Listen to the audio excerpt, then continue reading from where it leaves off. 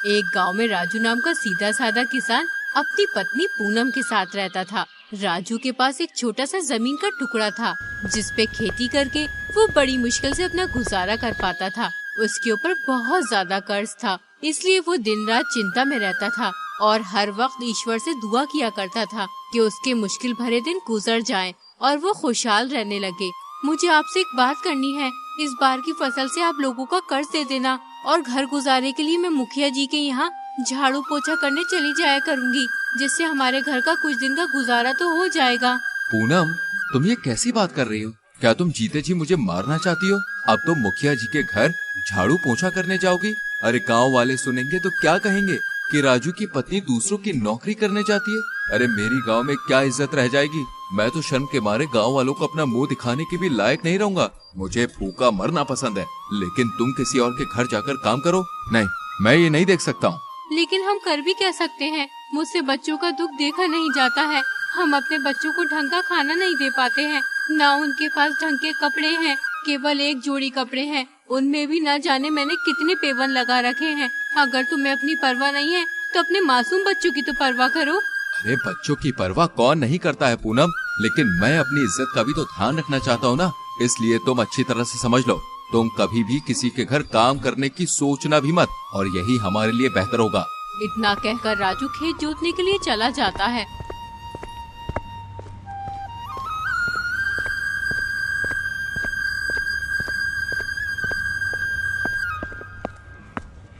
खुदा का करना ऐसा हुआ कि जब वो खेत पर पहुंचता है तो उसे एक साधु बाबा मिलते हैं। वो साधु बाबा बहुत प्यासे होते हैं। साधु बाबा राजू को टुकुर टुकुर देखने लगते हैं, फिर राजू से कहते हैं, तुम्हारे पास पानी है? मुझे बहुत तेज प्यास लगी है। बाबा, मेरे पास पानी तो नहीं है, लेकिन तुम थोड़ा इंतजार करो, मैं अभी तुम्हारे लिए ठंडा पानी लेकर आता हूँ। राजू जल्दी से जाकर पास वाले गांव से अपने पीतल के गिलास में साधु बाबा के लिए ठंडा पानी ले आता है। साधु बाबा ये सब देख रहे होते हैं। उन्हें राजू की हालत पर बहुत तरस आ रहा था। फिर वो राजू से पानी लेकर पी लेते हैं और वहाँ से चले जाते हैं। जैसे ही साधु बाबा राजू के पास से जाते हैं, पीतल का गिलास जो पहले गंदा सा था, अब वो सोने की तरह चमक रहा था। राजू किसान ये देखकर बहुत हैरान हो जाता है। उसी समय राजू की नजर अपने गांव के सुनार पर पड़ती है। राजू उससे कहता है, अरे सेठ जी, इतनी जल्दी में कहाँ जा रहे हो? जरा यहाँ आइए, मेरे इस ग्लास को तो देखिए। राजू ने ये बात सुनार से मजाक में कही थी। सुनार राजू से ग्लास ले लेता है और उसे अच्छी तरह देखने लगता है और फिर राजू से कहता है, ठीक है, शुद्ध है। क्या तुम इसे बेचना चाहते हो? अगर बेचना चाहते हो तो जल्दी बताओ, मुझे कहीं जाना है। जी हाँ सेठ जी, मुझे ये ग्लास बेचना है। घर में पैसों की बहुत आवश्यकता है। इस बार फसल भी कुछ अच्छी नहीं हुई है। अब मैं तुम्हें क्या बताऊं? अरे भाई, मुझे कुछ मत बताओ, मैं थोड़ा जल्दी में हूँ। इस ग्लास के मैं तुम्हें 50 रुपए दे सकता हूँ। सेठ जी, हम गरीब लोगों से क्यों मजाक करते हो? अरे भाई, भला मैं मजाक क्यों करूँगा? ये तो मेरा काम है और मैं अपने काम में कभी मजाक नहीं करता हूँ। फिर भी अगर तुम्हें मेरी बात मजाक लगती है तो मैं तुम्हें इस ग्लास का 60 रुपया दे सकता हूँ। राजू सोचने लगता है, कहीं ये सुनार पागल तो नहीं हो गया जो इस पीतल के ग्लास के 60 रुपए देने के लिए कह रहा है? अरे भाई, सोच क्या रहे हो? देखो, अब मैं तुम्हें ग्लास के सिर्फ 100 रुपए दे सकता हूँ। इससे ज्यादा 1 रुपया नहीं दे सकता, क्योंकि इस ग्लास की कीमत 100 रुपए से ज्यादा नहीं है। कहो तो 100 रुपए दूं, नहीं तो मैं चलता हूँ। राजू हैरान था कि सुनार इस पीतल के गिलास के इतने पैसे क्यों दे रहा है। फिर राजू सुनार से कहता है, ठीक है सेठ जी, आप मुझे इस ग्लास के 100 रुपए दे दीजिए। सुनार अपनी जेब से 100 रुपए निकालकर राजू को देकर वहाँ से चला जाता है। राजू सोचने लगता है, मेरा ये ग्लास तो पीतल का था, लेकिन अचानक ये सोने का कैसे हो गया? मुझे लगता है कि ये सब साधु बाबा की वजह से हुआ है। मुझे उन साधु बाबा से एक बार जरूर मिलना चाहिए। राजू सारा काम छोड़कर साधु बाबा की खोज में निकल जाता है। कई दिन बीत जाते हैं, लेकिन राजू को साधु बाबा कहीं नहीं मिलते। फिर एक दिन उसे साधु बाबा एक घने जंगल में तपस्या करते हुए मिलते हैं। साधु बाबा को देखकर राजू बहुत खुश होता है। साधु बाबा, मुझ पर कृपा कीजिए, मैं बहुत गरीब हूँ। इस समय मैं बहुत मुसीबतों से गुजर रहा हूँ। आप ही मेरी मुसीबत को दूर कर सकते हैं। साधु बाबा को राजू किसान पर दया आ जाती है। फिर वो राजू से कहते हैं, अगर तुम चाहते हो कि तुम्हारी हर मुसीबत दूर हो जाए तो तुम्हें मेरे साथ 3 दिन तक रहना होगा। ठीक है बाबा, मैं आपके साथ 3 दिन रहने के लिए तैयार हूँ। कृपया कैसे भी करके मेरी मुसीबतों को आप दूर कर दीजिए। अब मेरी बात तुम जरा ध्यान से सुनना।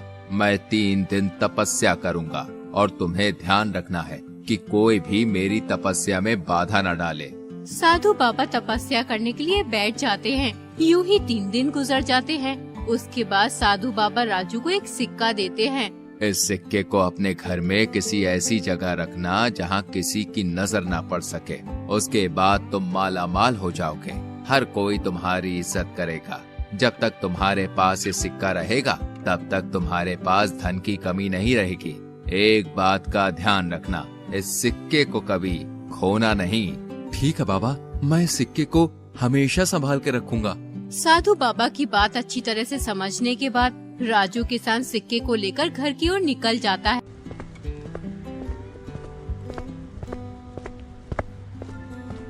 थोड़ी दूर चलने के बाद राजू को अपना पुराना दोस्त सुरेश मिलता है। राजू सोचने लगता है, क्यों ना मैं इस सिक्के को सुरेश को दिखा दूं? क्या पता उसे मालूम हो कि ये सिक्का मेरा कुछ भला कर सकता है कि नहीं। हाँ, एक बार सुरेश से पूछ लेता हूँ। पूछने में जाता ही क्या है। अरे भाई सुरेश।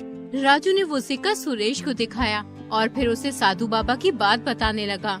अरे भाई सुरेश, मुझे ये सिक्का एक बहुत ही बड़े ज्ञानी साधु बाबा ने दिया है। उन्होंने मुझसे कहा है कि इस सिक्के को अपने घर में किसी ऐसी जगह रखना जहाँ किसी की भी नजर ना पड़ सके। उसके बाद मैं माला माल हो जाऊंगा। पूरे गांव में मेरी बहुत इज्जत होने लगेगी। तुम इस बात को किसी को बताना मत। तुम मेरे पुराने मित्र हो, बस मैं इसीलिए तुम्हें बता रहा हूँ। राजू की बात सुनकर सुरेश समझ गया कि इस सिक्के में जरूर कोई शक्ति है।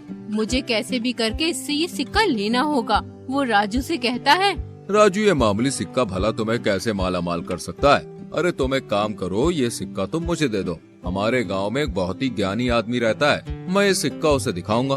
वो जरूर इस सिक्के की हकीकत बता सकता है। ठीक है सुरेश भाई, तुम ये सिक्का ले जाओ और उस ज्ञानी आदमी को दिखाकर मुझे कल लौटा देना।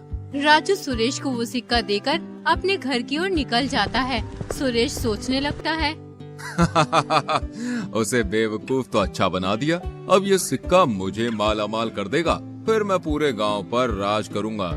आज तो तेरी किस्मत पलट गई सुरेश। अब जल्दी से घर पहुंचकर इस सिक्के को छुपा देता हूँ। जब राजू अपने घर पहुंचता है तो वो अपनी पत्नी से कहता है, अरे भाग्यवान, कहाँ हो? जरा जल्दी इधर आओ। अब तुम्हें घर की चिंता करने की कोई जरूरत नहीं है, क्योंकि अब हमारे पास बहुत सारा धन आने वाला है। फिर हम माला माल हो जाएंगे। क्या तुम सच कह रहे हो? हमारे पास धन आने वाला है, लेकिन कहाँ से? राजू सारी बात अपनी पत्नी को बताता है। अपने पति की बात सुनकर पूनम को बहुत गुस्सा आता है। ये तुमने क्या किया? वो सिक्का तुम अपने दोस्त को क्यों दे आए? उसने तुम्हें बेवकूफ बना दिया है। अब वो तुम्हें सिक्का कभी नहीं देगा। तुम किसी की भी बातों में आ जाते हो। हे खुदा, मैं क्या करूं? तुम जल्दी सुरेश के घर जाओ और वो सिक्का किसी भी तरह उसे लेकर आओ। तुम सही कह रही हो पूनम, मैं यूं ही किसी की भी बातों में आ जाता हूँ। उस मक्कार ने मुझे बेवकूफ बना दिया और मुझे पता भी नहीं चला। मैं अभी उससे वो सिक्का लेकर आता हूँ। राजू सुरेश की घर की ओर निकल पड़ता है। कुछ ही देर में वो सुरेश के घर पहुंच जाता है। फिर वो सुरेश से कहता है, अरे सुरेश भाई, क्या तुमने उस ज्ञानी आदमी से सिक्के के बारे में मालूम किया? तुम कौन से सिक्के की बात कर रहे हो? मैं कुछ समझ नहीं पा रहा हूँ। अरे सुरेश भाई, कल जो मैंने आपको सिक्का दिया था, मैं उसी सिक्के की बात कर रहा हूँ। तुमने मुझसे कहा था कि तुम सिक्के को ज्ञानी आदमी को दिखाओगे। अरे क्या तुम मुझे बेवकूफ समझते हो जो फालतू में मेरा समय बर्बाद कर रहे हो? तुमने मुझे सिक्का कब दिया? कहीं ख्वाबों में तो नहीं दिया था। फालतू में आ गए बकवास करने। ना जाने कहां से चले आते हैं ये लोग। सुरेश की बात सुनकर राजू के होश उड़ जाते हैं।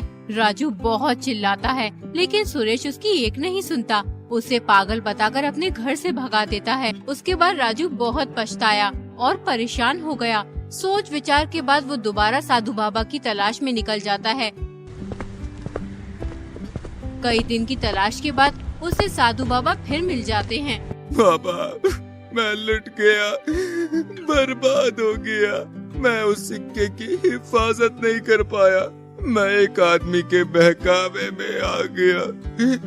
मैंने वो सिक्का उसे दे दिया, लेकिन अब वो मेरा सिक्का देने से मना कर रहा है।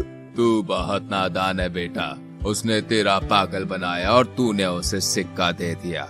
अगर तू ऐसे ही सीधा बनकर रहेगा तो कोई भी तुझे पागल बना कर चला जाएगा। इस दुनिया में सीधे लोगों को कोई जीने नहीं देता, इसलिए कभी किसी को अपना राज मत बताना।